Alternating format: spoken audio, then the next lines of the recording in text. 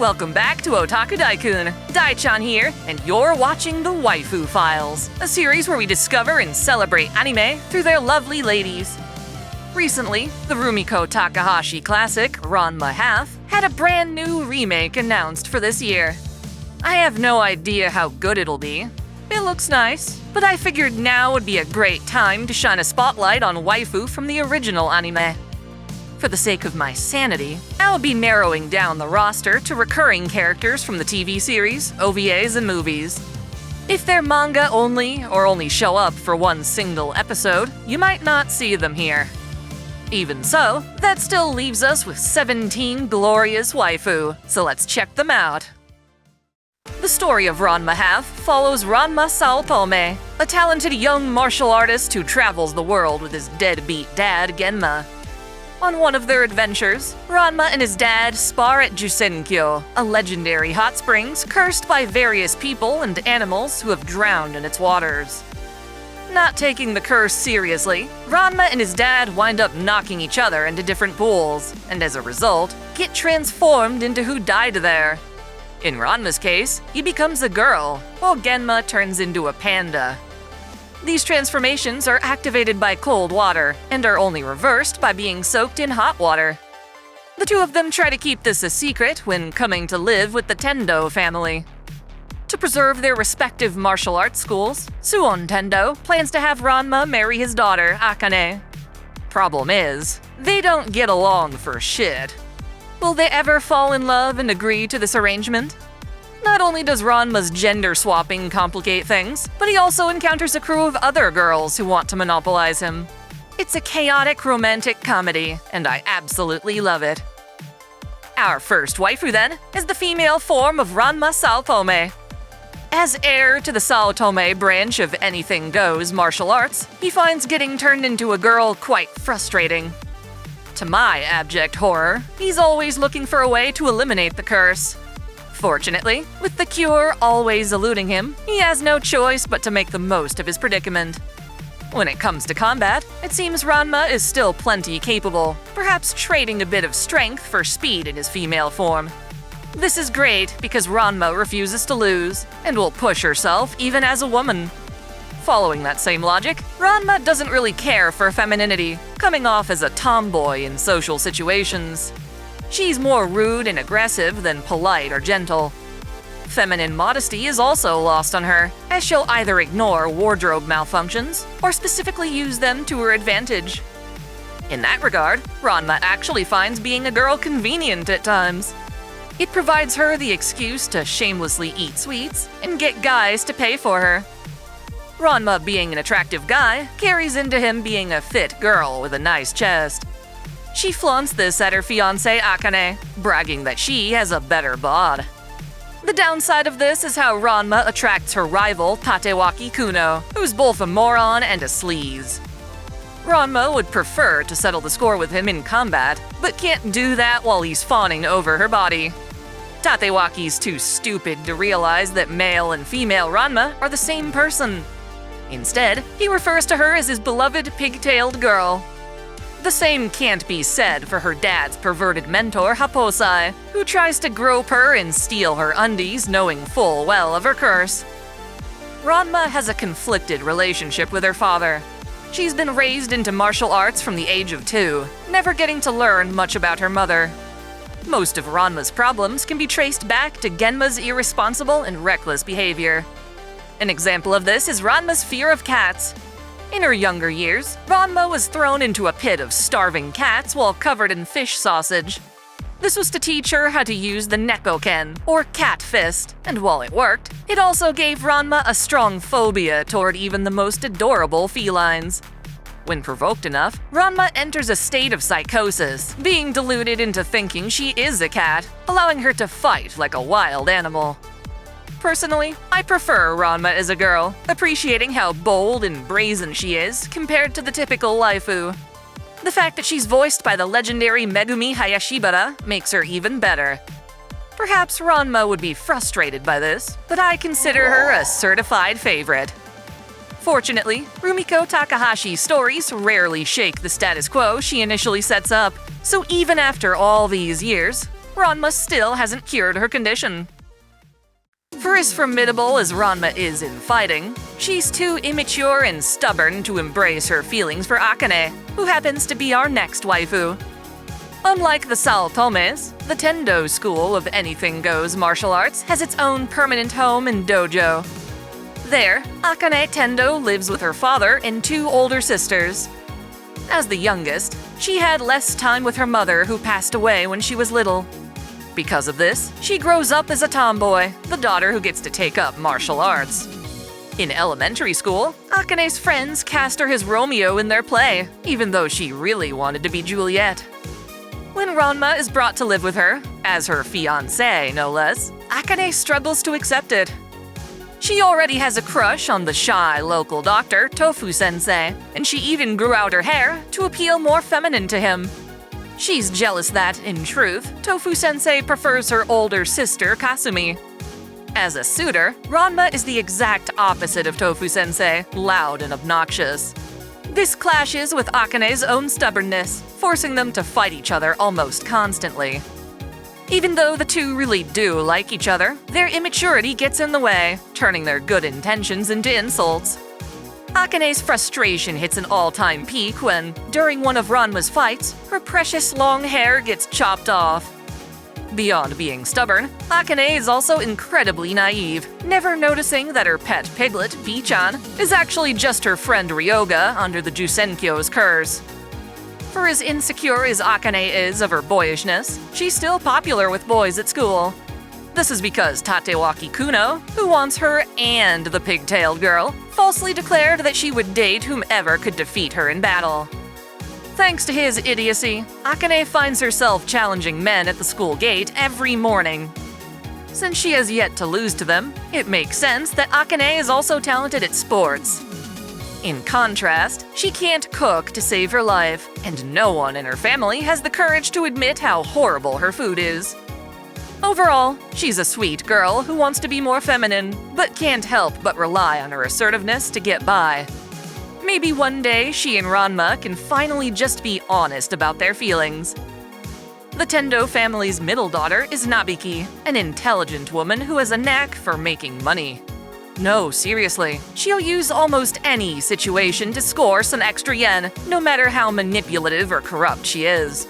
For instance, Nabiki continually fuels Tatewaki's obsession with Akane, just so she can keep selling him stealth photos she takes of her own sister. Whenever a fight breaks out, she'll set up a betting ring, capitalizing on her friend's drama. The thought of being Ranma's fiancé seemed appealing to her at first, as she heard he was a well-traveled man.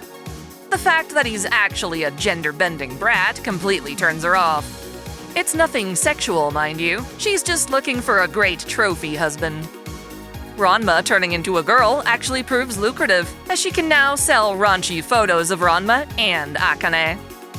Despite racking up a decent savings, Nabiki never brings her wallet on dates, confident she can get her partners to pay up instead. She'll spend her father's money on pleasantries, while investing her own money into personal stocks. For that, she shows no remorse, and only actively helps her family out when she stands to gain from it. Most of the time, she'll observe the anime's chaos as entertainment, just like us viewers. That said, she can actually take part in that chaos to create even more, such as when she pretends to be in love with Ranma to provoke Akane's jealous wrath. Nabiki's a deceitful queen of blackmail and extortion, yet I can't exactly hate her for it. I've always found her cute and clever. Sure, she might be insufferable and downright evil, but as long as she remains a work of fiction, I can appreciate her deviousness. In stark contrast to Nabiki, the family's eldest daughter, Kasumi Tendo, is an absolute angel. When her mother died, Kasumi took on a more maternal role in the household. Since her graduation, she stayed at home doing chores as an ideal Japanese housewife. She's single, of course, but that doesn't mean she's unwanted. Tofu-sensei, for instance, has a one-sided crush on her, and she's so delightful that he gets extremely nervous in her presence. He's too cowardly to confess to her, and she's too naive to notice how he feels. Given how Kasumi is very intelligent and surprisingly observant, though, it's quite possible she already wants to reciprocate his feelings, but is merely waiting for him to man up and make the first move. Beyond that, her purity is usually enough to pacify even the most lecherous happosai. It's assumed that behind her smile lies a strong, fiercely protective woman who will do anything for her family. This is just enough to put people in their place, allowing her to be the story's voice of reason. Even though she's present in most events, she typically observes things from a distance and is unassuming. In a way, that's kind of disappointing, but in another, it's also her main charm. She's the solid foundation upon which her family operates. Thanks to Genma Saotome's antics, Ranma has not one, but 3 different fiancés. One of them, Shampoo, is a warrior from Joketsuzoku, a tribe of Chinese Amazons who live in a village nearby Jusenkyo. As a community of female heroes, they pride themselves on strength, and Shampoo is their champion. After being cursed to become a girl and panda, respectively, Ranma and his dad climbed the mountains to Shampoo's village and ate a feast that was meant to be a prize for winning their martial arts tournament. Doing so invokes Shampoo's wrath. She challenges female Ranma to a duel, only to be defeated. Her tribe happens to have a strict law where if one of them is defeated by a foreign woman, they must give that victor the kiss of death. Shampoo is shamed in her defeat, and to prove herself worthy of the tribe, she must hunt Ranma to the ends of the earth and kill her. Thus, she tracks Ranma back to Japan, and is defeated by his male form. After eventually learning Ranma's true form is male, she abides by a different village law. The man who defeats her must become her husband, and so she and her great-grandmother start up a noodle restaurant/cafe in town. Throughout the anime, Shampoo rivals Akane for Ranma's affection, but does so with a bit of a handicap. Turns out, Shampoo also trained at Jusenkyo, falling into a cursed spring that turned her into a cat. Since Ranma is deathly afraid of cats, Shampoo's pursuit of him can easily be thwarted with some cold water. Regardless, nothing stops her when she puts her mind to it, whether it be trying to murder the female Ranma or romancing his male form. Coming from a different culture, Shampoo doesn't mind exposing herself to her fiancé, which might entice most men, but typically scares off Ranma since he's so immature. Hopefully you guys can actually appreciate her forward approach. I know I can. Cologne, Shampoo's great-grandmother, might be an odd pick for this kind of video, given how abysmally frog-like she looks. However, she didn't always look this way.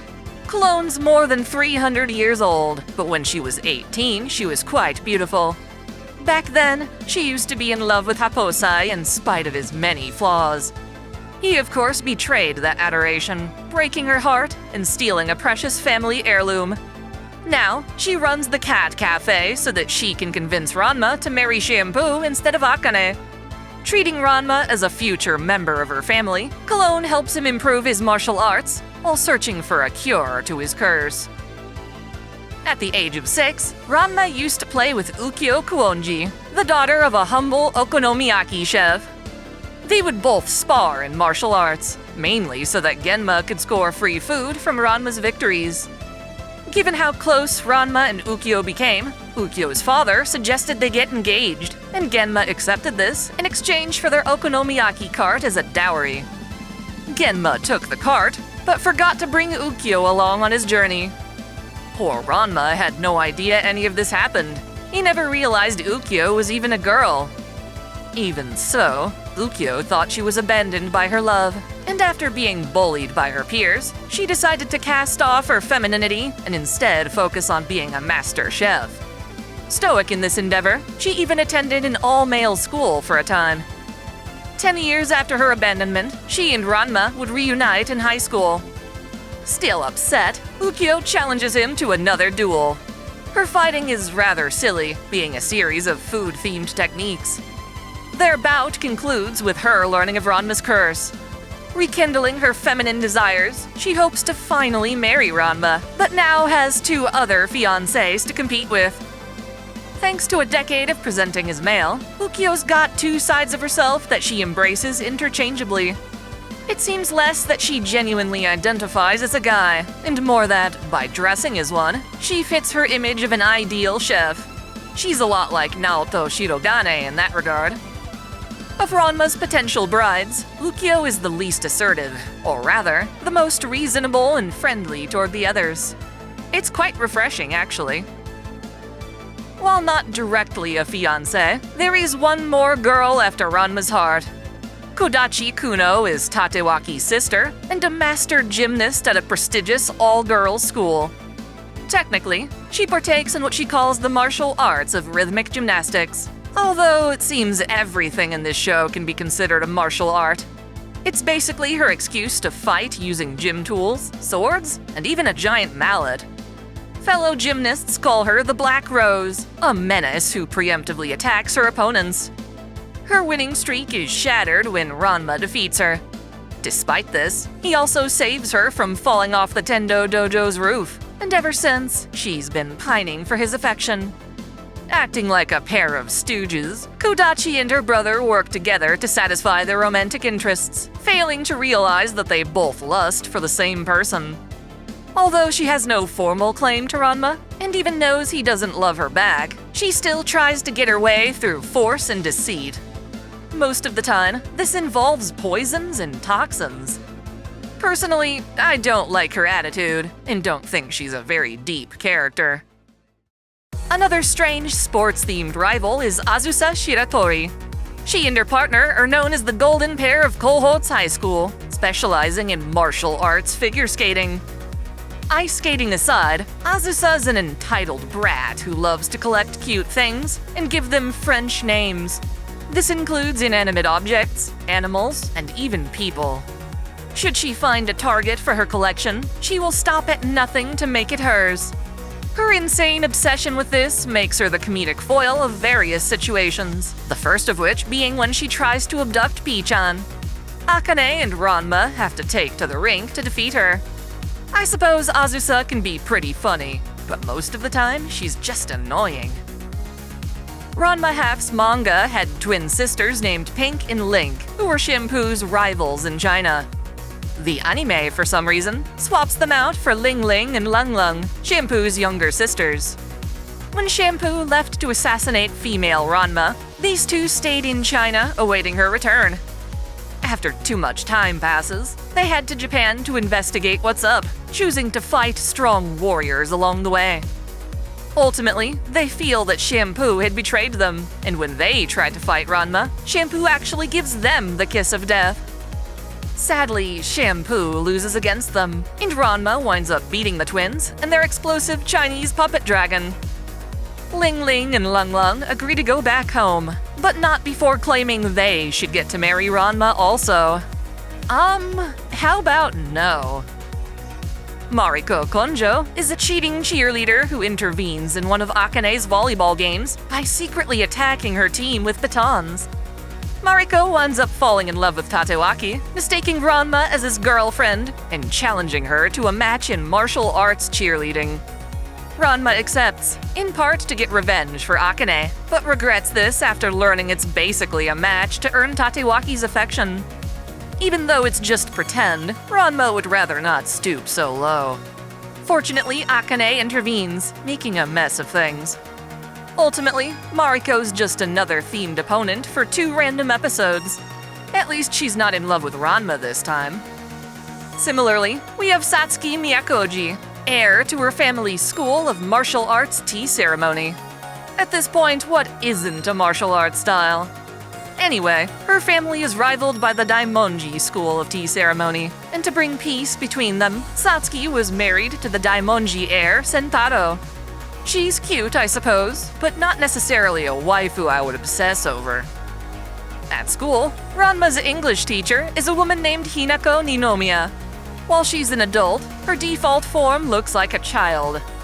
This is because, when she was little, Happosai cured her at the hospital by manipulating her body's pressure points. This gave her the ability to absorb people's violent auras. It was initially just a tool for Happosai to get away with stealing nurses' panties, but it left a permanent impact on Hinako's life. As a side effect, her metabolism changed, causing her body to age slowly. The only time we see her as an adult is when she's absorbing an opponent's chi. Upon firing it off, she's back to being a loli.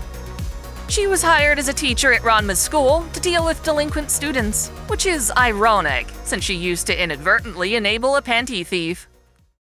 The Ranma half film, Big Trouble in Nekonron, features Lychee, heiress to a family entrusted with protecting the Scroll of Luck.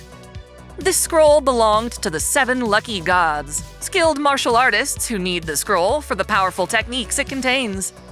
Happosai, hoping to earn a quick buck, stole the damn thing and sold it to Lychee's ancestors, claiming it would summon a prince to marry the woman who holds it.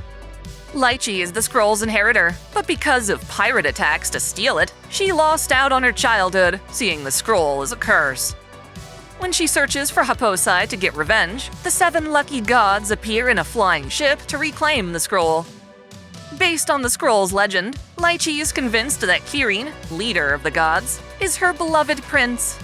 She travels with Ranma's group to the gods' kingdom Nekonron, where they rescue Akane. It's a rather silly film, but in the end, Lychee and Kirin do get happily married. I wanted to include her since she's so cute. The Ranma half OVAs introduced 2 sisters named Natsume and Kurumi.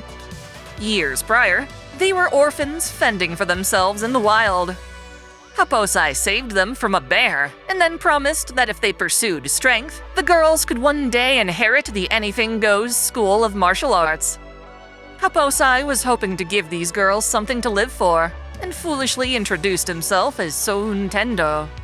Thanks to this, the sisters lived as nomads until being old enough to claim the Tendo school's dojo. They assume Soun is their father and challenge Akane and Ranma to be the dojo's successors. In that regard, Natsume and Kurumi are formidable opponents, having trained hard since they met Happosai. This forces Ranma and Akane to work together to claim victory. After the sisters realize that Happosai had deceived them, they kick his ass and resume their nomadic training. It's pretty fucked up, spending your life working toward a goal that turned out to be a big lie. Hey, at least their skills weren't a lie. Today's final waifu is Nodoka Saotome, Ranma's mother. She's been alive and well this entire time, but was out of the picture because her husband Genma insisted on taking Ranma around the world to train in martial arts. At first, Nodoka refused to part from her dear son, but then Genma promised he would make Ranma a man among men, vowing the 2 of them would commit seppuku if he failed. Sensing his resolve, she agreed to this, becoming their kaishakunin, or sword-bearer, vowing to behead them should that time come. Thanks to this, Nodoka always carries a katana, ready to slay even herself to join them in death. It's a ridiculous promise that Genma fears his wife will take seriously. Genma also fears that, should Nodoka discover their curse, she'll consider Ranma unfit to be a man among men despite his strength. Thus, Genma does everything in his power to keep Ranma from meeting his own mother. When she comes to the Tendo dojo then, Ranma is introduced in female form as Akane's cousin Ranko. Eventually though, this farce comes undone, and Nodoka accepts her son when he proves himself as a martial artist who still likes girls. Apparently, you can still be a man among men who's cursed into a female body, so long as you're not gay. Is that the message I'm supposed to take from this? Their whole family drama makes no sense without first deciding on what manliness even means. It's no surprise that Nodoka looks like an older version of female Ranma. She is very pretty, but I can't possibly fawn over a mom who'd consider killing her own son over such a strict, orthodox arrangement. Genma's an idiot, but she's just as bad for going along with his nonsense. With that, we've covered 17 waifu from the classic Ranma half anime series. I can only hope the remake retains what I love about the original. I'm already not as big a fan of the art style, feeling those OVAs and movies just can't be topped. Who knows though? The Urusei Yatsura remake is turning out fantastic, so for now, I'll retain an open mind. I hope you've enjoyed this blast from the past. Who's your Ranma waifu? Be sure to check out my full Waifu Files playlist and write in the comments which anime or games you want to see covered in a future episode. See you later! Thanks for watching. If you enjoy this channel, help us grow by liking, commenting, sharing the video, subscribing to OtakuDaiKun, and Most of all, smashing that notification bell so you don't miss out on all our anime lore, discussions, and Let's Play content. you can support us directly through Patreon, Subscribestar, or a YouTube membership, all of which come with benefits like spicy exclusive vids and early access. As always, celebrate your fandom. I want to give a special shout out to all my $10 and up supporters: Video Gamer 75, Dante Pendragon, Werg GX, Chaos Sonic 1, Steven Elak, Otaku Mom, Jens Bauman, Mystic Samurai 1983, Free Brick, Olympian Doll, Alexis Yukio Gomez Yamato, Lunar Works, Link Pendrago, Observer Bellis, James Hewitt, Uncanny EXP, Crow Calum, Saul Soto, Scout, Tristan Riggin, Major, Mayfu Mado, Caitlin P, Sogai CH, Vladimir Rovna, The Taz 96, Jonathan Padua, Kengo X77, Hersha of E-Rated Hands, Alistair Bernadotte, and Akakaze Yume. Thank you all so much.